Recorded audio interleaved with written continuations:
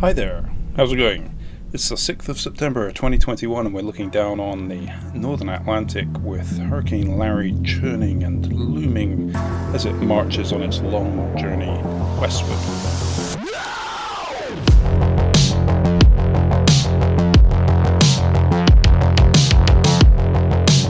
Yesterday Larry looked like this with a big stable eye, about 50 miles across, but today that eye has contracted and now there's another eye forming. This is a concentric eye wall replacement cycle going on, so now the inner eye should gradually disappear and then the outer eye will come to dominate again, and it looks like we'll have another big eye present. The National Hurricane Center have it assessed at 110 knots, which makes it a Category 3 hurricane, or Zeta class on the cyclone scale. There's very good agreement among the model tracks, so pretty high confidence in the track forecast. However, the intensity seems a little uncertain, as the National Hurricane Center aren't sure exactly how much cooling is going on in the ocean beneath this storm. So if we look at the sea surface temperatures, we can actually see the beginning of this cold wake forming. Larry developed from an easterly wave south of the Cape Verde Islands, and it's lasted, these are daily intervals, it's lasted for several days already and is likely to generate a very large amount of accumulated cyclone energy, perhaps the greatest of the season. What do you think? One of the things being talked about a lot on this storm is the waves, and these are the waves forecast by the European Center model. If you see it getting up into these colors, the heights are down here and those are in feet. You can get up to 20 feet or more in the center area of the storm, and you see how it spreads out much further than the storm. Of course, it's going out on all directions and hitting into the Lesser Antilles down here. As we go forward, you'll see the field growing as the waves spread out, and the storm is actually growing too, so that's helping to generate these large waves. It's going to be people surfing from here all the way up to the US eastern coast. But the biggest waves will be reserved for Bermuda as the storm approaches and passes by. So let's check the actual wave heights during this passage, which is on Thursday, we're in its closest. So the storm center in the European Center model, let's check in the center here, it's 32 feet in the center, and then by Bermuda we've got 16-foot waves. So the good news is, though, that the storm does appear to be missing Bermuda to the east. Bermuda is this small dot up here, so you have to keep an eye on that. It's going to move because the domain is moving.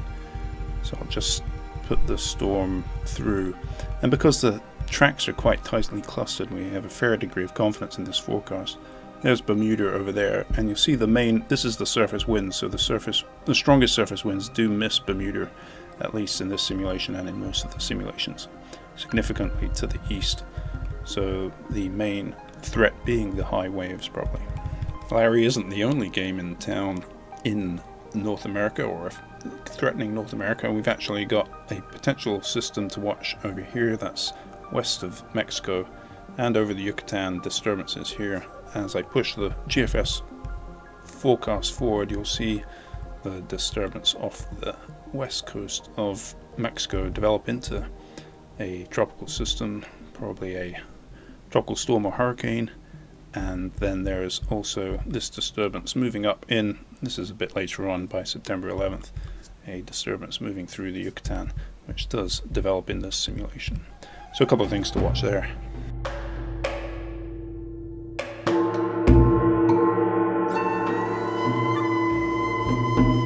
There's also activity if we head over to the Western Pacific. Here are the Philippines over here, and there's a storm system which has become a tropical storm and is looking to head in and bring a lot of heavy rain for a large area of the Philippines. And there is a second system partnered with it and related over here, and that is one we're also looking at. Let's check out how these evolve. The first one near the Philippines is actually assessed as a tropical storm by now, I believe. In any case, it is heading up and crossing into Luzon according to the JTWC and heading into the South China Sea. Here is the GFS forecast, and the system near the Philippines is down here, and then the second one is over here. And this forecast has totally changed. Anyway, let's look at the Philippines storm. It passes over as following that JTWC track, and in this case it's going over towards Hainan. The second storm doesn't develop in the latest GFS run, which is completely different from the previous run, which developed it into a strong system that actually ended up going into Kyushu. To compare, here is the European center model, and the second system is down here, and just look how much it develops in this simulation, heading in and skirting Taiwan before heading into China. But again, this is very different from yesterday's model run, which took it into Kyushu.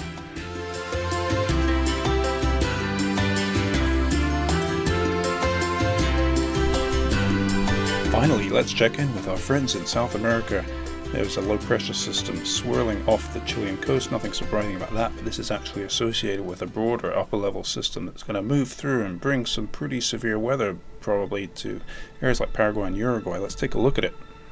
Here are the winds at 500 millibars, which is about 5.5 kilometers elevation, and the upper level low we're interested in is over here. Here's Chile and Argentina, Uruguay and Paraguay.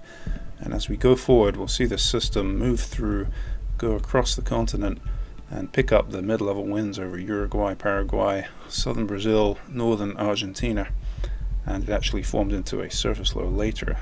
Let's check those thunderstorms. Here is the thunderstorm forecast for this system from the European Center model. You'll see the thunderstorms pick up over Paraguay.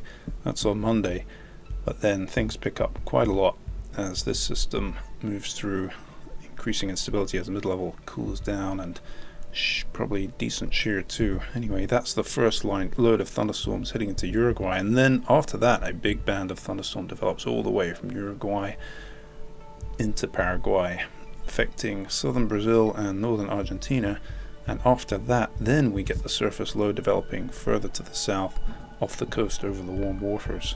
So let's just check as a final thing the surface winds for the surface low that develops later on in the week as we head into Thursday, Friday.